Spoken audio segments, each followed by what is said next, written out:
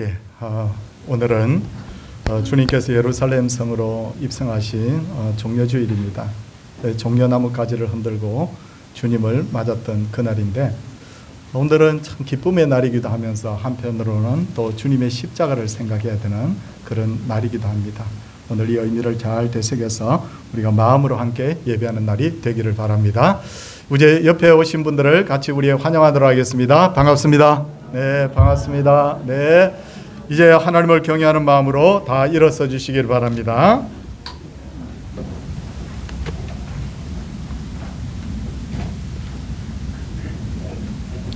찬송 1장 부름으로 우리 하나님께 예배를 드리도록 하겠습니다.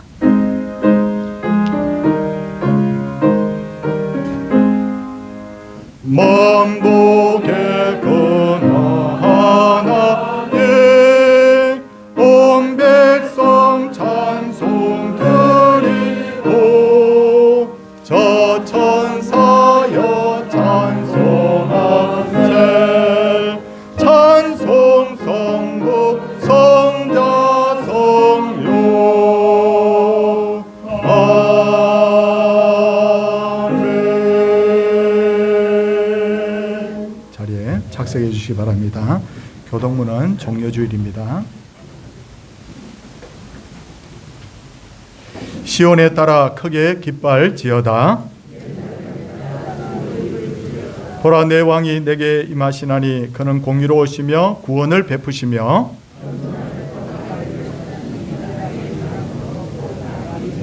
내가 에브라임의 병거와 예루살렘의 말을 끊겠고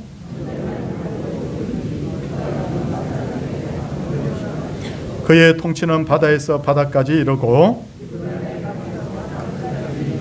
앞에서 가고 뒤에서 따르는 무리가 소리 높여 이르되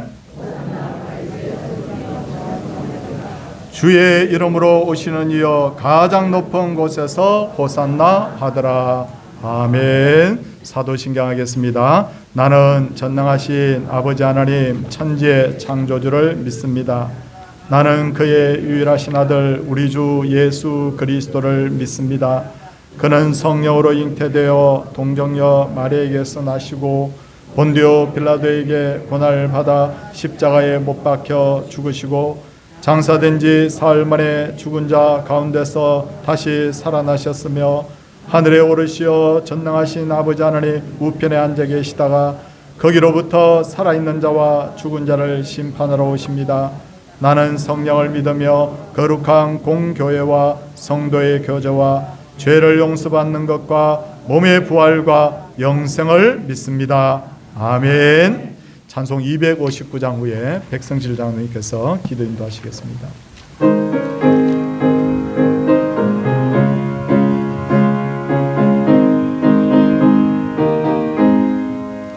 예수 십자가에 흘린 피로써 그대는 지키어 있는 것 어려운 죄희게 하는 능력을 그대는 잡지 않은 것 예수의 보혈로 그대는 씻기어 있는 것 마음속에 여러 가지 죄악이 깨끗이 씻기어 있는 것 주 예수와 만나는 늘 함께 그대는 행동을 하는 것 아무 때나 어디서나 그대는 십자가 들고 있는 것 예수의 보혈로 그대는 씻기어 있는 것 마음속에 여러 가지 죄악이 깨끗이 씻기어 있는 것 주님 예수 다시 올 때 그대는 영접할 예복이 있는 것 그대 몸은 거룩한 곳 천국에 들어갈 준비가 됐는가 예수의 보혈로 그대는 씻기어 있는 것 마음속에 여러 가지 죄악이 깨끗이 씻기어 있는가. 모든 죄에 더러워진 내 목을 주 앞에 지금 나서서 샘물같이 솟아나는 보혈로 눈보다 더 이게 씻어라. 예수의 보혈로 그대는 씻기어 있는가. 마음속에 여러 가지 죄악이 깨끗이 씻기어 있는가.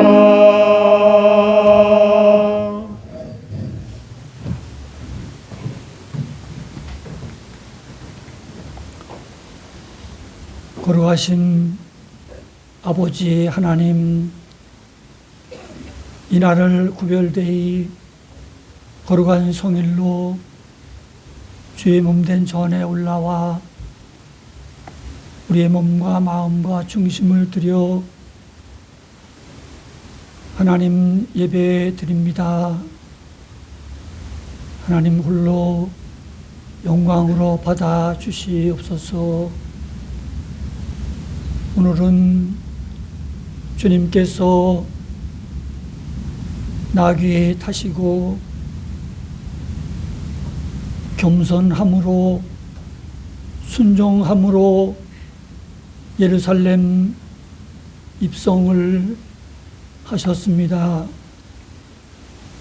앞에 선 무리들, 뒤따르던 무리들이 종려나무를 가지를 흔들며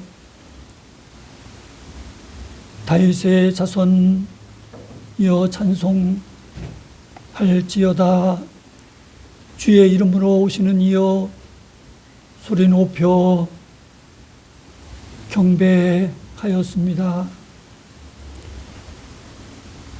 사랑하시는 아버지 하나님, 그 무리들은 이후에 오히려 주님을 십자가에 못 박으라 외쳤습니다.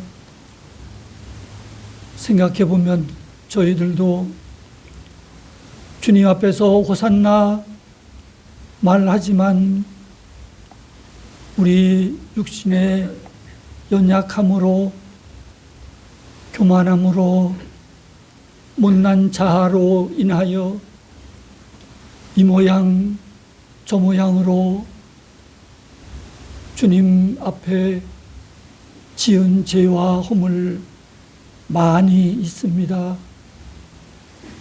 먼저 주님 십자가 아래 내려놓고 회개합니다.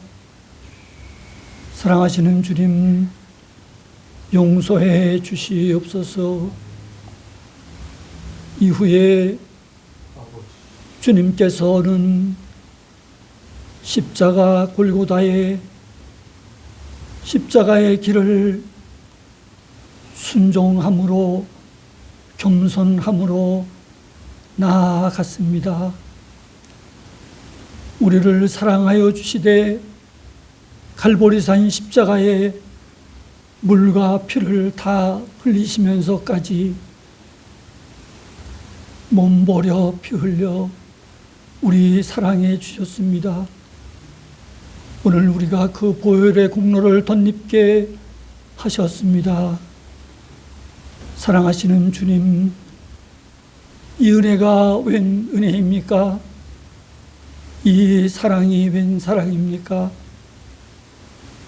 아무리 세어보아도 또 세어도 주님 끝없는 주님의 그 사랑, 주님 감사함을 드리옵나이다. 사랑하시는 주님, 이 한 주간 주님의 그 사랑과 그 십자가의 무한한 사랑을 깊이 생각하며 주님을 더 많이 알아가는 한 주간 되게 해 주시옵소서. 겸손함으로 지나게 해 주시옵시고 주님 더 사랑함으로 지나게 하시고 주님 경건함으로 이 한 주간 지나게 해 주시옵소서. 그래서 이 한 주간 고난의 주간을 통하여서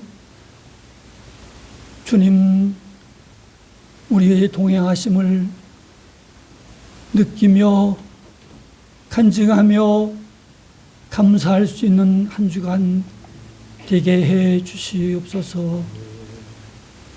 사랑하시는 주님, 우리 사회가 많이 혼란스러운 가운데 있습니다. 사랑하시는 주님, 모든 것이 하나님 손에 있는 줄 압니다.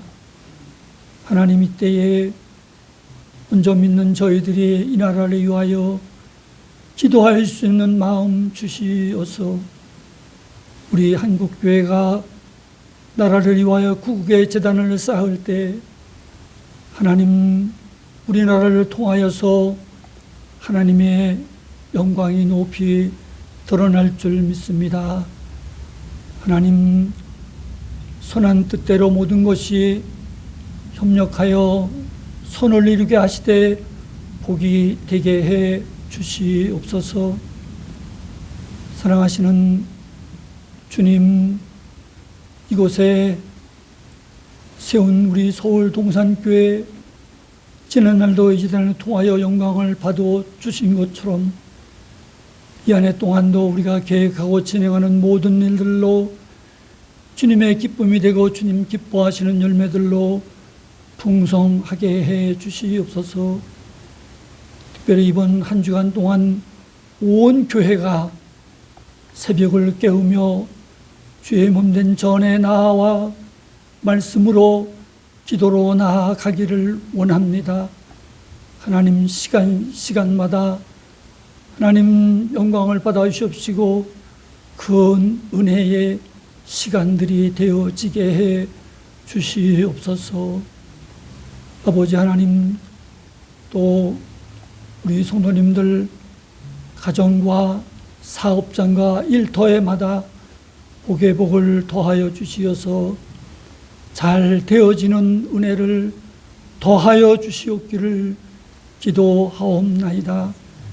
특별히 병약한 이들에게 주님 시간도 침상마다 찾아가 주시어서 주님을 소망하며 주님을 의지하며 주님께 매어 달릴 수 있는 믿음 주시어서 주님 함께 하심을 간증하는 삶 살게 해 주시옵소서.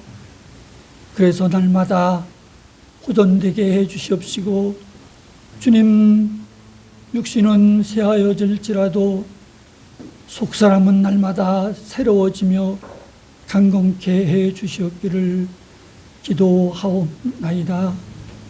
세우신 목사님 이 시간도 성령의 두루마기로 입혀주시어서 주의 말씀이 말씀되어 선포되어질 때 우리 마음 문 열게 해 주시옵시고 목토에 뿌려진 씨앗처럼 우리 마음 가운데 싹이 나서 30배, 60배, 100배의 말씀의 열매를 맺게 하시고 말씀의 사람으로 살아가기에 부족함이 없도록 함께 해 주시옵소서.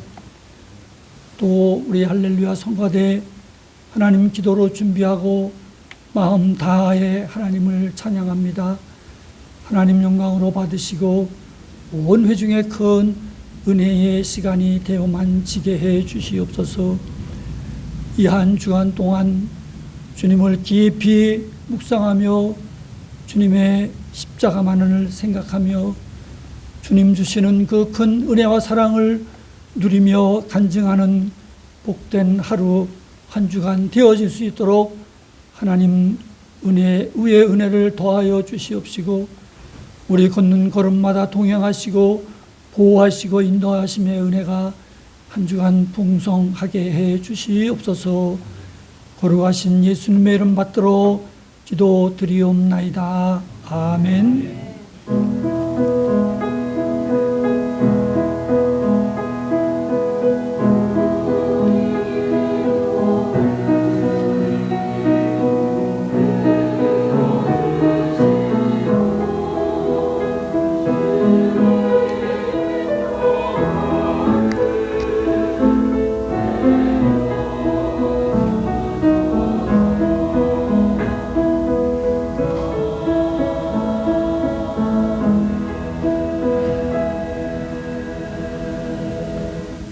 하나님의 말씀은 마가복음 11장 1절에서 10절까지입니다. 최 집사님 볼륨 조금만 높여주십시오. 마가복음 11장 1절에서 10절까지 말씀.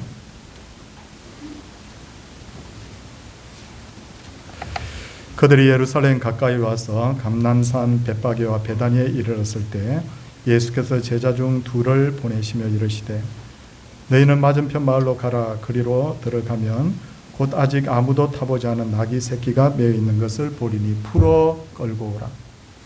만일 누가 너희에게 왜 이렇게 하느냐 묻거든 주가 서시겠다 하라. 그리하면 적시 이리로 보내리라 하시니 제자들이 가서 본적 나귀 새끼가 문 앞 거리에 매어 있는지라. 그것을 푸니 거기 서 있는 사람 중 어떤 이들이 이르되 나귀 새끼를 풀어 무엇 하려느냐 하매 제자들이 예수께서 이르신 대로 말한 데 이에 허락하는지라. 나귀 새끼를 예수께 끌고 와서 자기들의 겉옷을 그 위에 얹어 놓으매 예수께서 타시니 많은 사람들은 자기의 겉옷을 또 다른 이들은 들에서 벤 나뭇가지를 길에 펴며 앞에서 가고 뒤에서 따르는 자들이 소리 지르되 호산나 찬송하리로다. 주의 이름으로 오시는 이여 찬송하리로다. 오는 우리 조상 다윗의 나라여 가장 높은 곳에서 호산나 하더라. 아멘. 우리 하나님 앞에 준비된 찬양 올려드리도록 하겠습니다.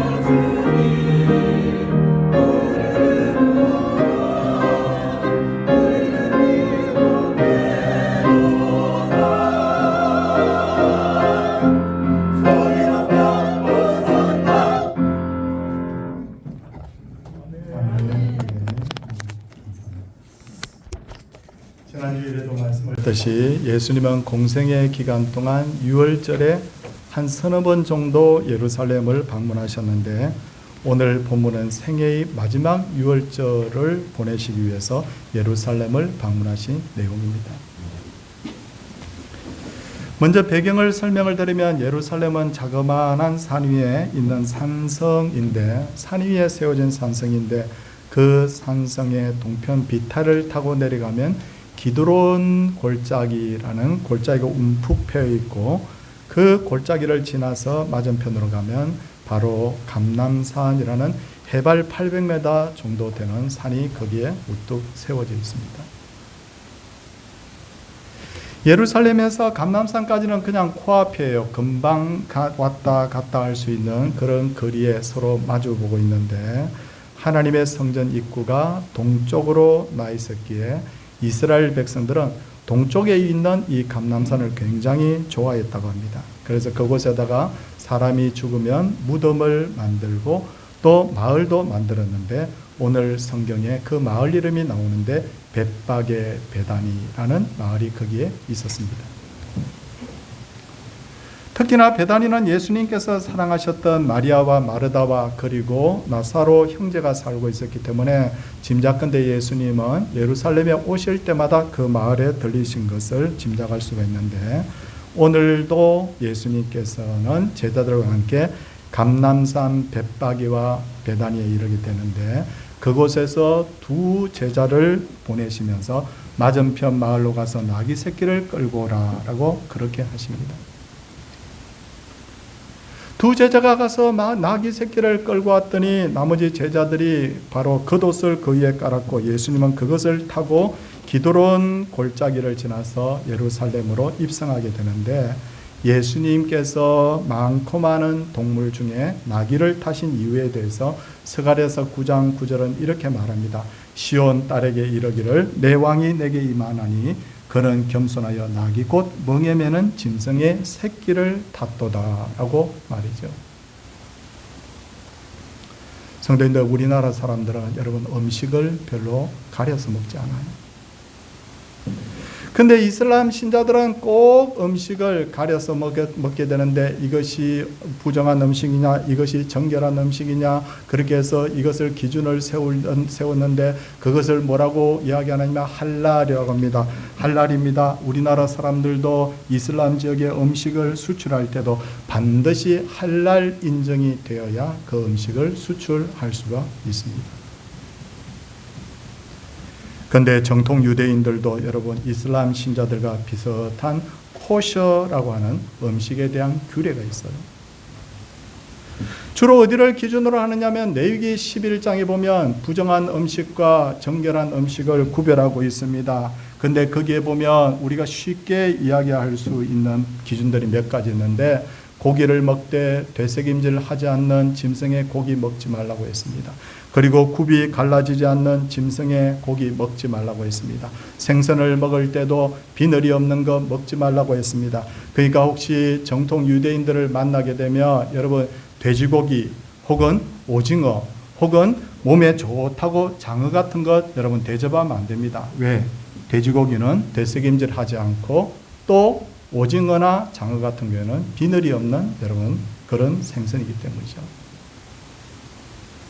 근데 레위기서 11장의 기준에 보면 나귀도 부정한 짐승입니다. 왜 나귀가 부정한 짐승입니까?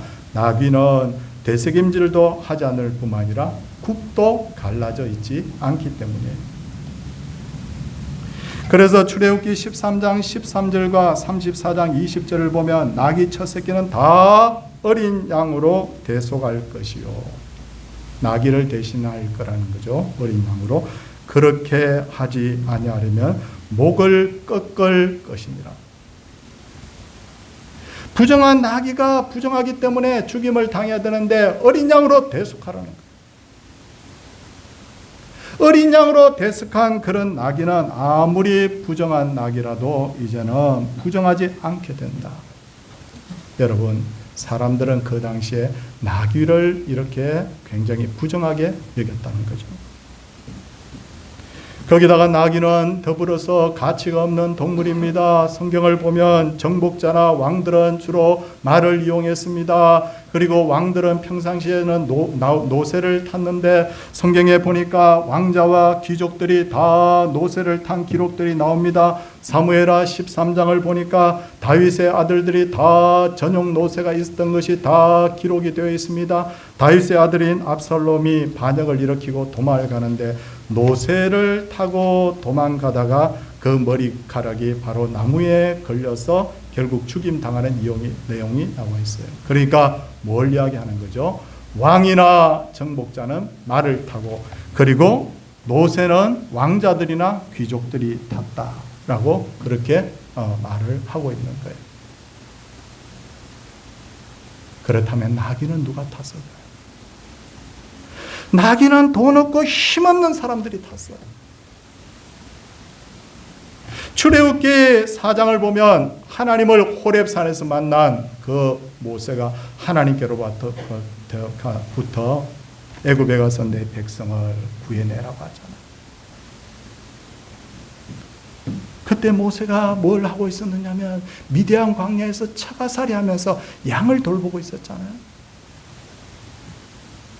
돈도 없고 힘도 없고 예전에는 왕자였는데 지금은 돈도 없고 힘도 없는 차가살이 하는 그런 하찮은 남자였습니다. 그때 그는 하나님의 명령을 듣고는 나귀를 타고 바로 애굽으로 다시 돌아가게 됩니다. 나귀는 이처럼 차가살이 하는 사람, 돈 없고 힘없는 사람들이 타는 그런 바로 동물이었던 거예요. 그뿐만 아니라 말이나 노새는 굉장히 멋있습니다. 말 타고 가는 사람, 노새 타고 가는 사람 멋있어요. 크니까 동물이요. 근데 나귀는 여러분 동물이 조그만하고 작을 뿐만 아니라 걸어가는데 뒤에서 보면 엉덩이가 띠뚱띠뚱 하는데 발이 탄 사람의 발이 땅에 닿을 똥 말똥 합니다. 정말 나귀를 타고 사람들이 가는 거 보면 정말 볼품이 없어요. 제가 세 가지를 이야기했습니다. 나귀는 부정한 짐승이다. 두 번째, 나귀는 가치가 없는 짐승이다. 세 번째는 나귀는 멋이 없는 짐승이다. 그러므로 예수님께서 나귀를 타고 예루살렘으로 들어가신 것은 첫 번째, 그분의 겸손함을 나타냅니다. 나는 온 우주의 주인이지만 나는 낮은 자로 왔다. 두 번째는 부정한 짐승과 함께 예루살렘으로 내가 들어간다는 거예요. 그렇다면 예수님과 함께 성전에 들어갔던, 성전이 있는 예루살렘으로 들어갔던 그 나귀, 부정한 짐승, 가치 없는 짐승, 볼품없는 그 짐승은 바로 누구를 상징하느냐면 바로 죄인인 바로 우리를 상징하는 거예요.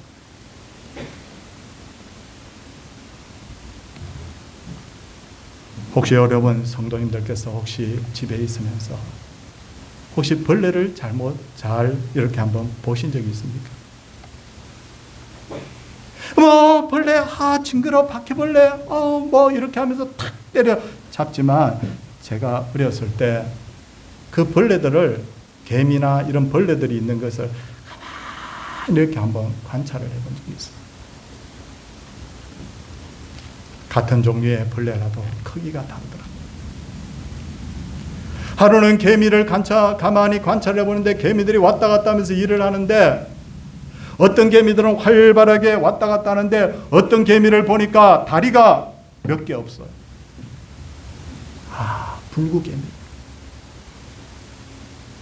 개미를 자세히 관찰해 보니까 어떤 개미는 굉장히 잘생긴 놈이 있는 반면에 어떤 개미는 보니까 어디 싸움을 했는지 한쪽이 이렇게 찌그러진 그런 개미도 있더라고요.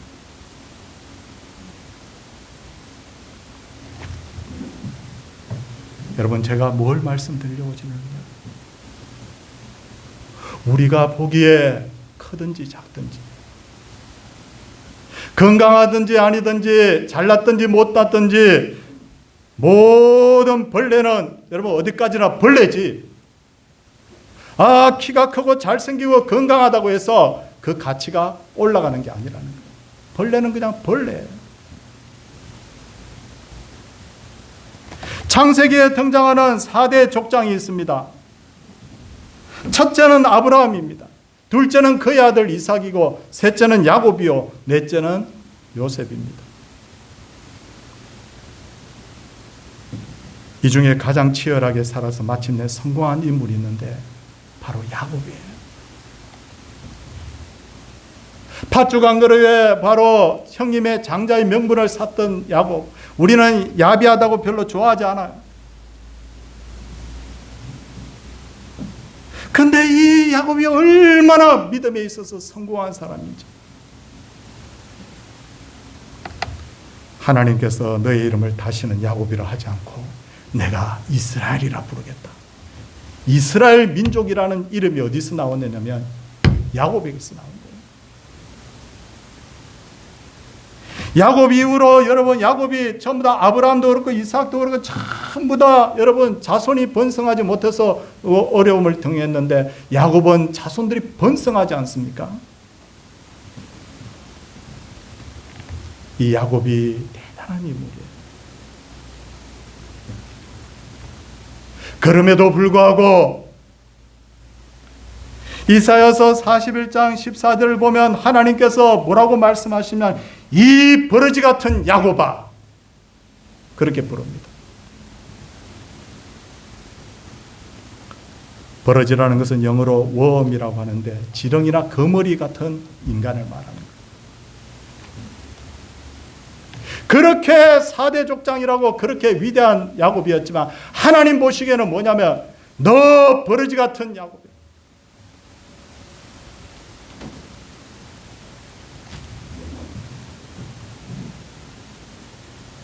사람들 중에도 여러분 잘생긴 사람 있잖아요.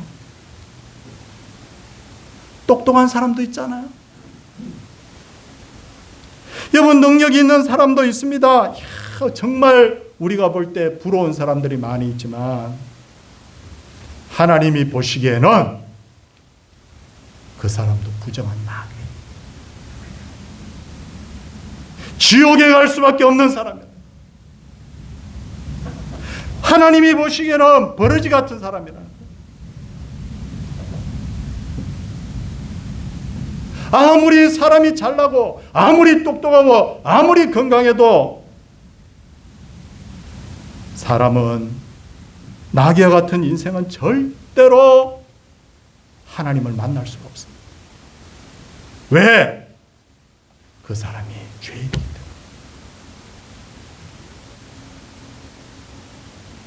그럼에도 불구하고 오늘 성경에 등장하는 나귀는 예수님을 등에 태우고 당당하게 성전이 있는 예루살렘으로 들어가는 거예요. 어떻게 그게 가능할까요? 등에 누가 타고 있기 때문에? 예수님 타고 계시기 때문에. 거룩하신 예수님이 나귀와 같은 우리의 허물을 덮어주고 우리의 죄를 모두 사해 주셨기 때문에 가능하게 된 줄로 믿습니다. 여러분. 이게 바로 여러분 바로 복음이에요. 성도님들 중 혹시 자격지심에 빠진 분들이 있습니까? 나는 왜 이렇게 못났을까? 제가 사진 한 장 띄워보려고 하다가 좀 그럴 것 같아서 안 준비하는데 나귀 얼굴하고 비교해보면 그래도 우린 잘생겼어. 나는 왜 이렇게 머리가 나쁠까? 나귀하고 IQ 검사해보면 그래도 내 머리가 좋아. 아무리 더럽게 산 인생이라도 나귀보다는 깨끗하다는 거예요. 우리가 아무리 못나고 모자라고 더러워도 예수님이 나의 등에 타고 계시면 여러분 우리는 넉넉히 여러분 구원받게 될 줄로 여러분 믿으시기를 바랍니다. 자, 이제 앞사람을 한번 쳐다보시기 바랍니다. 앞사람 등을 한번 보시기 바랍니다. 앞사람 등에 지금 누가 타고 있어요? 마귀가 타고 있으면 마귀와 함께 지옥행이에요. 예수님이 타고 계시면 예수님과 함께 천국행이에요. 왜냐하면 내가 잘나서 그런 것이 아니라 내 등에 타고 계신 분이 예수님이기 때문에 예수님이 내 죄와 허물을 다 덮어주셨기 때문에 나는 부정한 낙이지만 그러나 하나님께서 은혜를 베풀어 예수님 때문에 은혜를 베풀어 주셨기 때문에 우리가 구원 얻게 된 줄로 믿습니다. 이 구원의 원리를 깨닫게 하시기 위해서 예수님께서는 부정한 나귀를 타고 바로 예루살렘으로 들어가신 거예요. 이제 예수님께서 예루살렘으로 들어가자 어떤 일이 있습니까? 우리 성도님들 8절 9절 말씀 우리 찾아주시기 바랍니다. 예배드리러 오면 한 5분이나 10분 전쯤 오셔가지고 성경을 딱 그날 성경을 찾아놓으면 참 좋아요. 자, 8절 9절 말씀 우리 같이 한번 읽도록 하겠습니다. 많은 사람들은 자기들의 겉옷을 또 다른 이들은 들에서 벤 나뭇가지를 길에 펴며 앞에서 가고 뒤에서 따르는 자들이 소리 지르되 호산나 찬송하리로다 주의 이름으로 오시는 이여라고 합니다.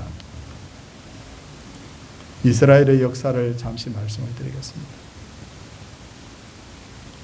예수님 오시기 전에 한 580년 전쯤에 이스라엘 나라가 바벨론에 의해서 망합니다. 그러다가 이어서 페르시아와 헬라 제국의 지배를 받습니다. 자, 암기하면 좋습니다. 바벨론, 페르시아, 헬라. 그런데 헬라 제국의 황제, 그 젊은 황제 알렉산더가 나이 갓 30이 넘어서 일찍 죽어요. 세계를 정복했던 사람입니다. 알렉산더의 제국이 여러 갈래로 나누어지게 되는데, 이 이스라엘은 이집트를 중심으로 한 톨레미 왕조의 지배를 받을 때는 비교적 자유로웠어요. 그런데 문제는 뭐냐? 저 시리아를 중심으로 한 셀루쿠스 왕조의 지배를 받을 때는 굉장히 핍박을 받았는데, 막 괴롭힘을 받았는데 참습니다. 그런데 참지 못할 일이 어느 날 벌어집니다. 셀루쿠스 사람들이 하나님의 성전에 들어가 가지고요, 거기다가 우상을 세우고 거기다가 돼지 피를 뿌리는 거예요. 돼지는 어떻습니까? 이스라엘 백성들이 제일 싫어하는 부정한 짐승입니다. 그것을 본 제사장 마따디아가 아들들 5명을 데리고 반역을 일으키는데, 여러분, 이 유대인들이 종교적인 면에 있어서 엄청 자존심이 강한 사람들이었기 때문에 사람들이 벌떼같이 모여드는 거예요. 그래서 셀루쿠스의 군대를 몰아내고 마침내 독립을 쟁취하게 됩니다. 이게 그 유명한 뭐냐면 마카비 전쟁이에요. 제사장 마따디아의 아들 요한 마카비가 셀루쿠스 군대를 몰아내고 예루살렘 성으로 들어오는데, 얼마나 좋은지 시민들이 거리로 뛰어나와서 종려나무가지를 막 흔들면서 그를 환영하게 되는데, 이 종려나무가지의 의미가 뭐냐면 승리, 번영, 평화예요.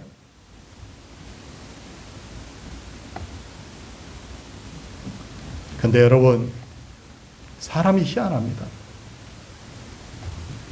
권력을 잡을 때까지는 마음이 하나인데,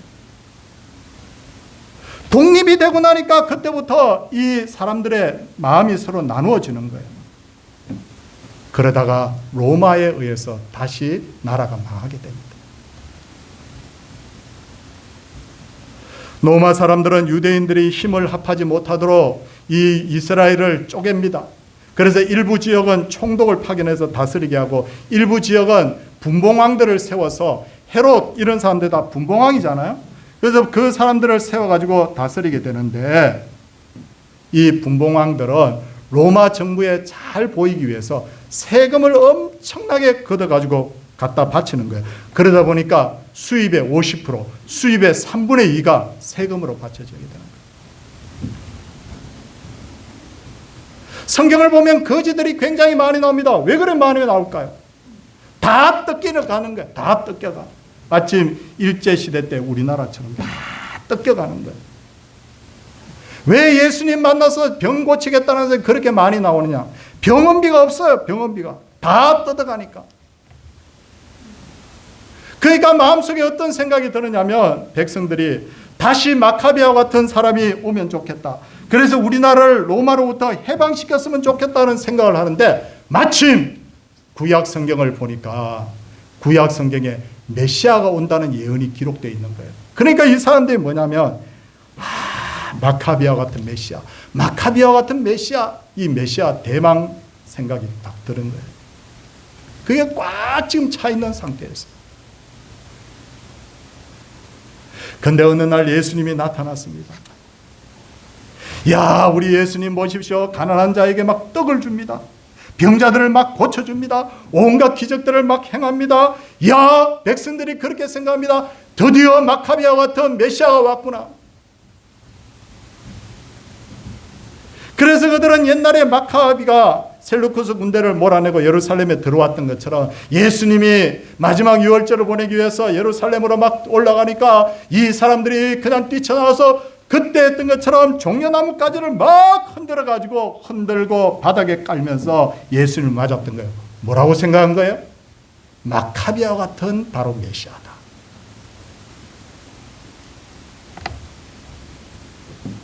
성경을 보면 무리들이 얼마나 예수님을 열렬하게 환영하는지 몰라요.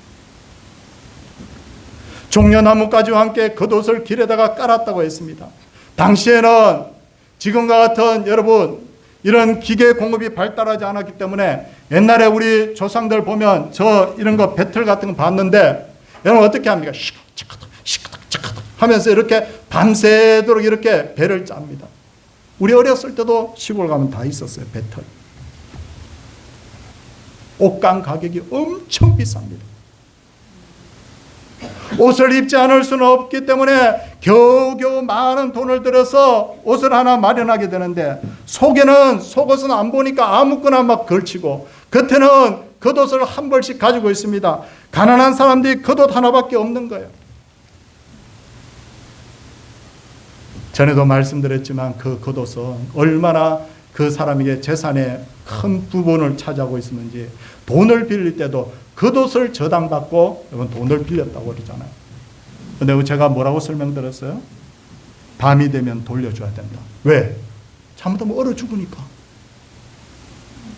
왜? 옷이 한 벌밖에 없다니까요.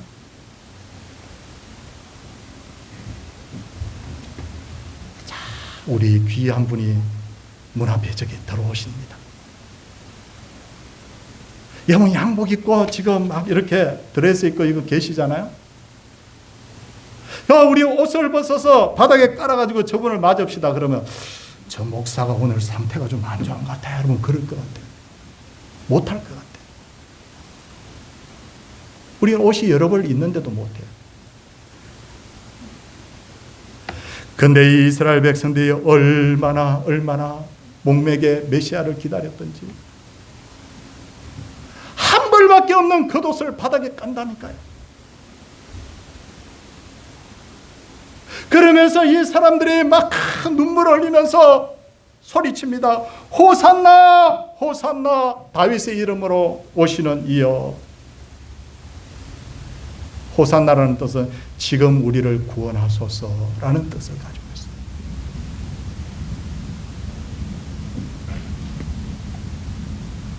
그런데 여기서 반전이 있어요.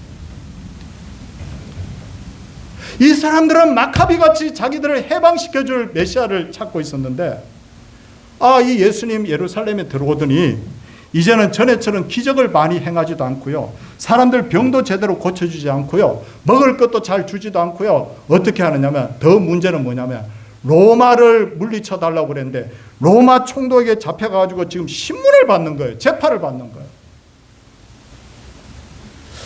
우리말에 이 말이 있다 그랬죠. 기대가 크면 뭐가 크다고요? 실망이 크다. 그러니까 단 며칠 사이에 실망한 이 군중들이 종려나무 가지를 흔들면서 예수님을 맞았던 그 군중들이 총독 빌라도의 관정에 몰려가지고 뭐라고 말하냐면 예수를 십자가에 어떻게 해라? 못 박으라 소리치는 거예요. 당신 같은 메시아는 필요 없다는 거예요.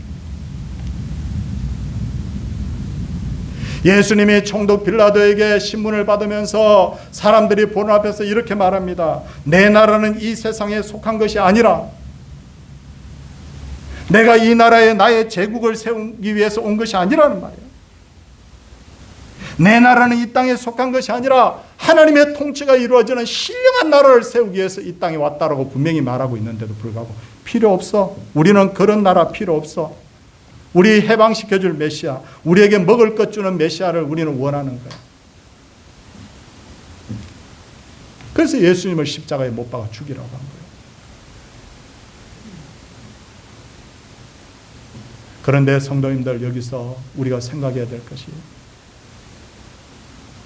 지금도 당시 유대인들과 같은 그런 마음으로 예수님을 믿는 사람들이 많다는 거예요. 우리는 구원이라는 단어를 생각할 때 여러분 어떤 생각을 합니까?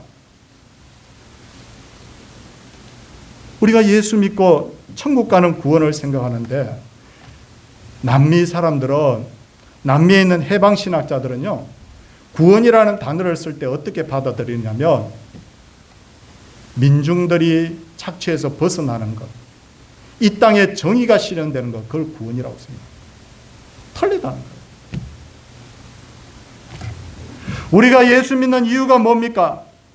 구원받고 하나님의 자녀가 되고 천국 백성 되는 것이 우리의 어떤 하나의 목표인데, 근데 많은 사람들이 현실적인 문제로 그거 필요 없고요,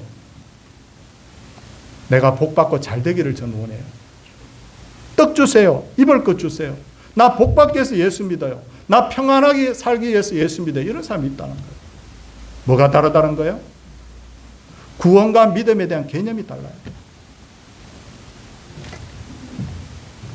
예전에 어떤 사람이 자기도 예수 믿는다고 그러기에 우리하고 같은 기독교인인 줄 알았는데 아니요. 그 사람 이단이었어요. 자기 교주가 재림 예수래요. 자기가 믿는 예수는 성경에 나온 이 예수가 아니라 자기 교주님이에요.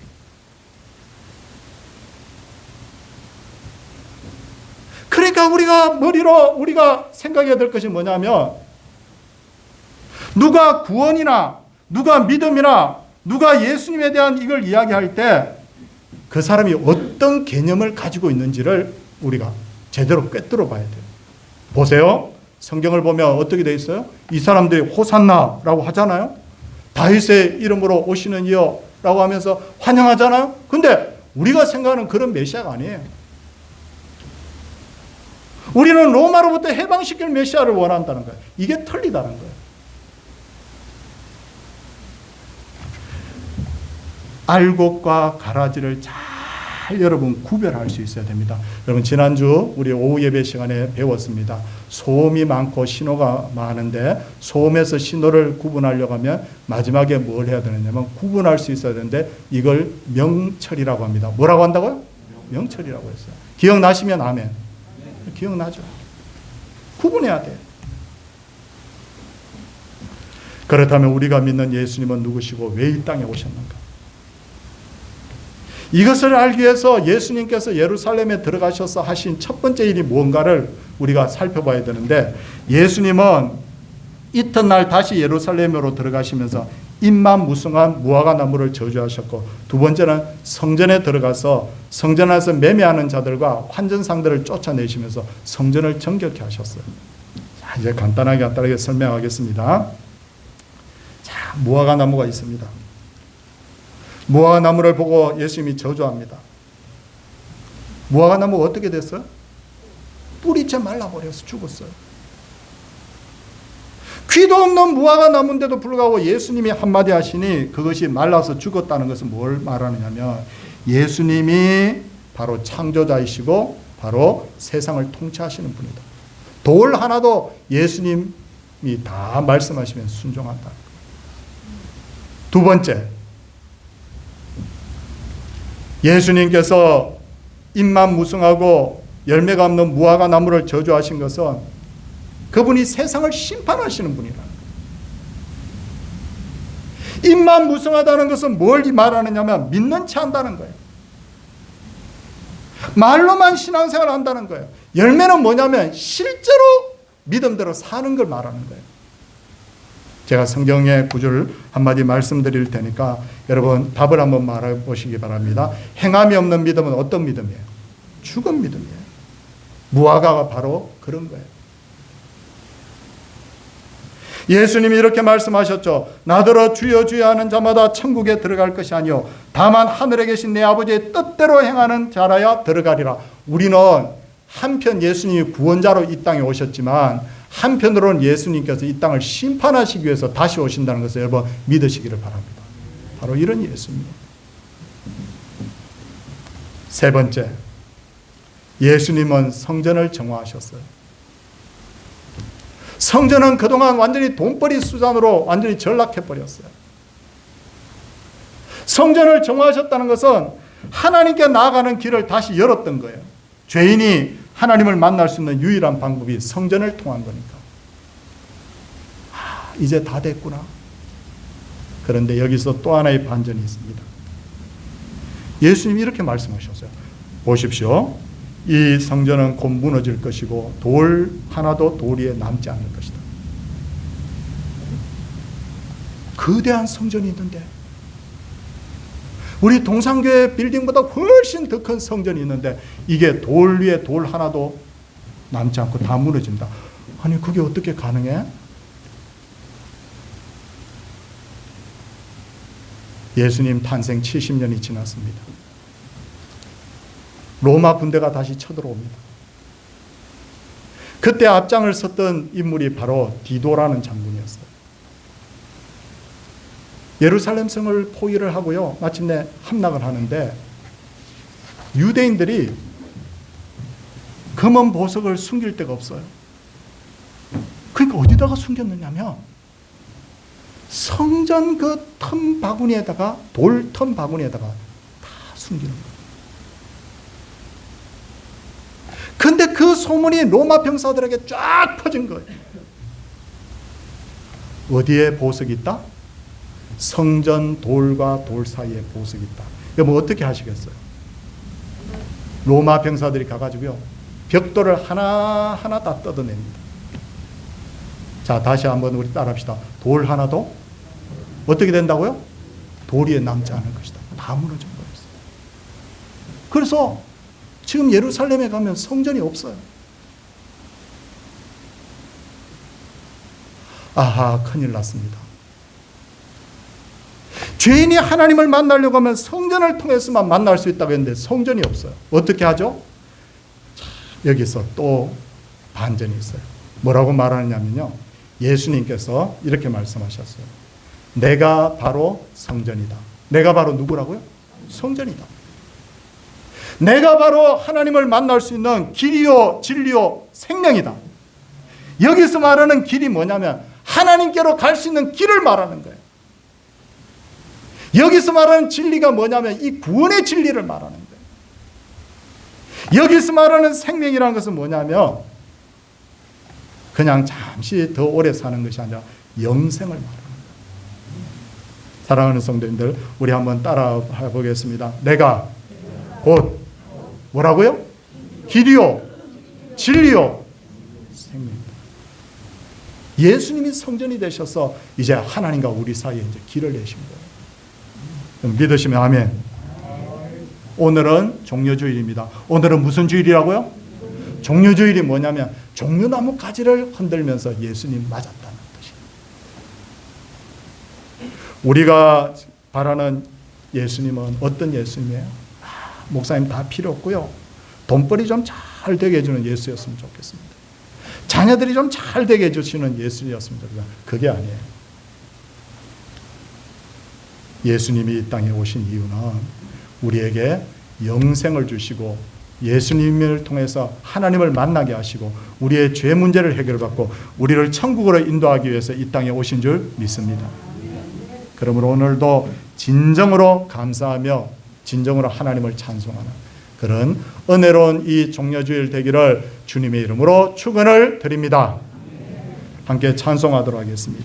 458장입니다.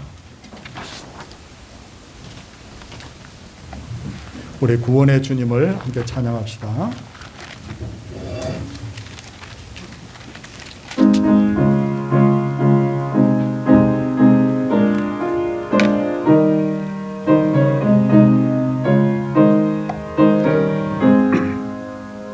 너희 마음의 슬픔이 거두할 때 주가 위로해 주시리라. 아침 해같이 빛나는 마음으로 너 십자가 지고 가라. 참 기쁜 마음으로 십자가 지고 가라. 내가 기쁘게 십자가 지고 가면 슬픈 마음이 위로받네.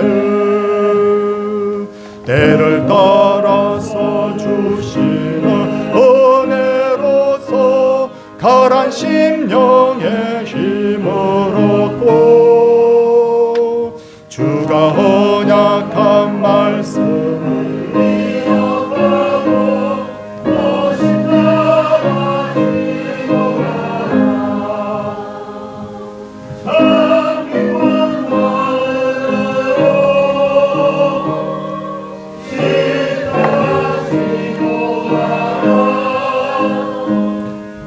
내가 기쁘게 십자가 지고 가면 슬픈 마음이 위로받네.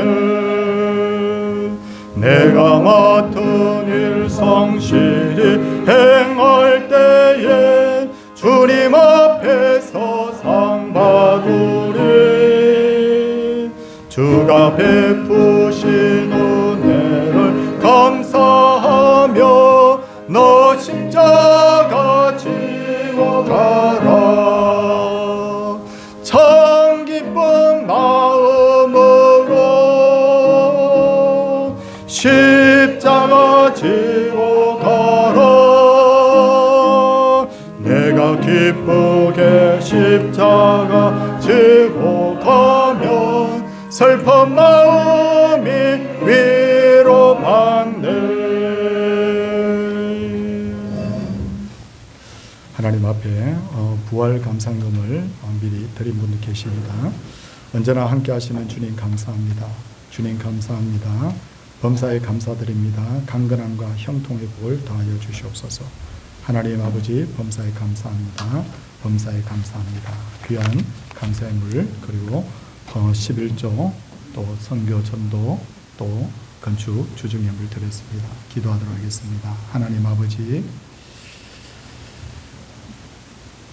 신앙이 잘못되면 예수님을 믿는다고 하면서도 성경에서 말하는 예수님이 아니라 내 나름대로 원하는 예수를 믿을 수도 있습니다.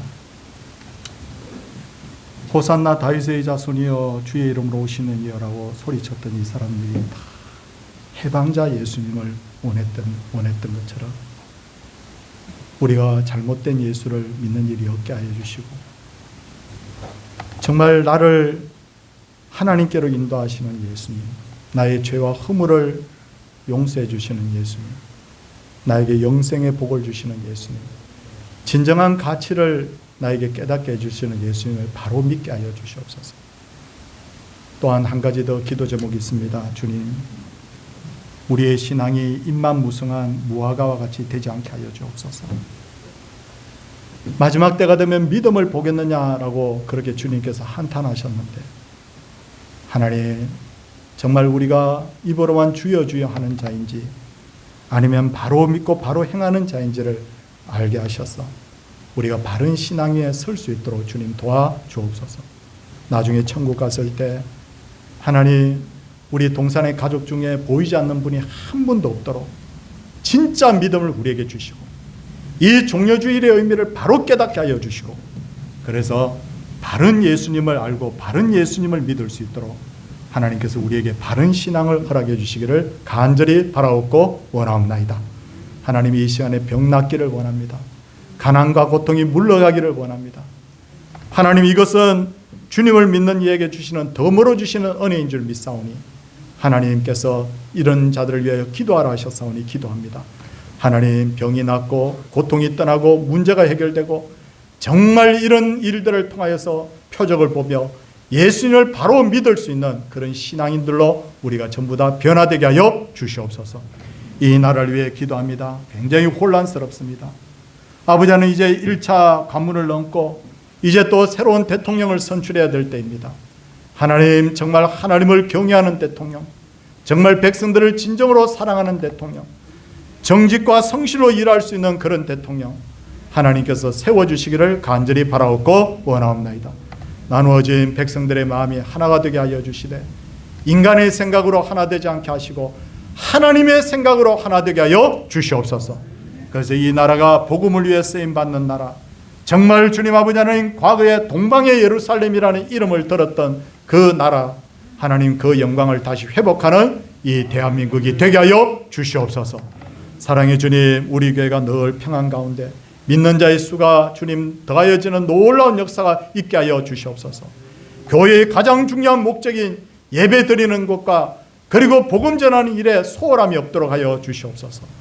또한 이 시간에 구하옵기는 하나님의 이름으로, 주님 예수님의 이름으로 드린 모든 기도가 응답되고, 또 예수님의 이름으로 드린 모든 헌물들, 11조, 감사의 물, 전도 선교의 물, 건축의 물, 주일의 물을 하나님께서 받아주시고, 드린 손길들이 하나님 성경에 기록된 대로 복을 누리게 하여 주시옵소서. 여러 가지 형편으로 오늘 결석한 분들이 더러 있는데 하나님께서 아무 일 없이 다 주님 일을 마치고 또 하나님의 문제를 잘 해결하고 돌아올 수 있도록 하나님께서 도와주시옵소서. 오늘 종일토록 교회가 평안 가운데 은혜 누리게 하여 주시기를 비옵고 예수님 이름으로 기도드리옵나이다. 아멘. 다 일어서셔서 595장 찬송하겠습니다.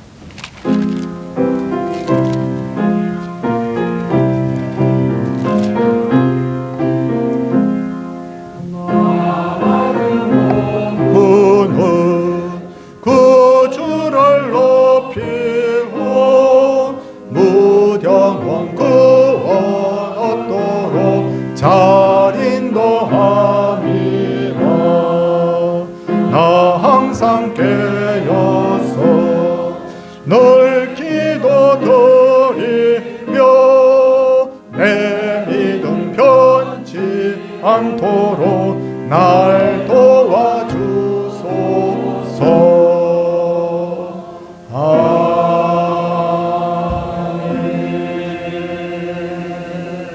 주 예수 그리스도의 은혜와 하나님의 크신 사랑과 성령의 감동 감화하심이 바른 신앙을 가지고 바르게 예수님을 믿어서 하나님 앞에 섰을 때 정말 면류관 얻고 칭찬 얻기를 원하는 하나님의 사람들 위해와 그 귀한 자녀손들 위해와 그 가정과 생업 위해와 이 교회와 열방의 모든 믿음의 형제들 위해 이제로부터 영원토록 함께 있을지어다.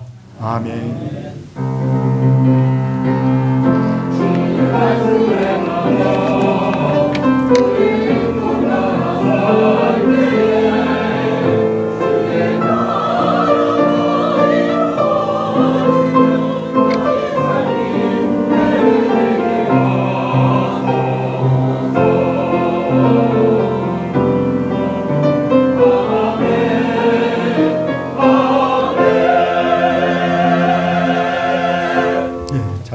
착석해 주십시오.